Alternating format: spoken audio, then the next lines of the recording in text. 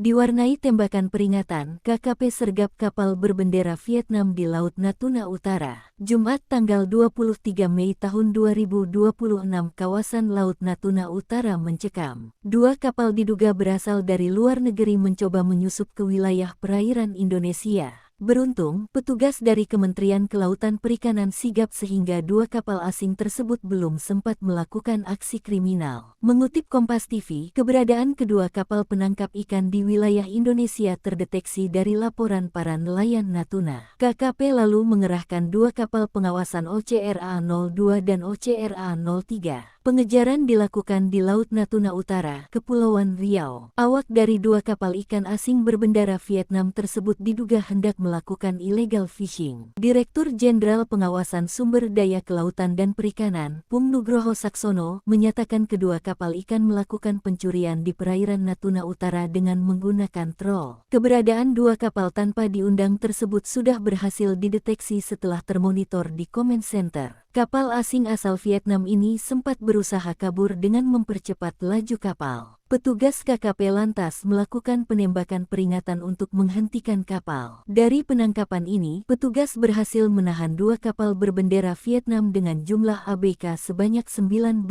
orang. Selain itu, petugas juga berhasil menyita ikan hasil tangkapan sebanyak 70 ton ikan. Dari hasil penangkapan ini, potensi kerugian negara sebesar 61,4 miliar rupiah berhasil diselamatkan. Kapal-kapal Vietnam tersebut diketahui nekat memasuki wilayah Indonesia karena sumber daya kelautan di negara mereka telah menipis drastis. Kerusakan ekosistem laut di perairan Vietnam disebabkan oleh penggunaan alat tangkap trawl yang merusak dasar laut dan mengancam kelangsungan ikan. Karena itulah, mereka berani melanggar batas wilayah dan mencari ikan di laut Indonesia yang masih lebih kaya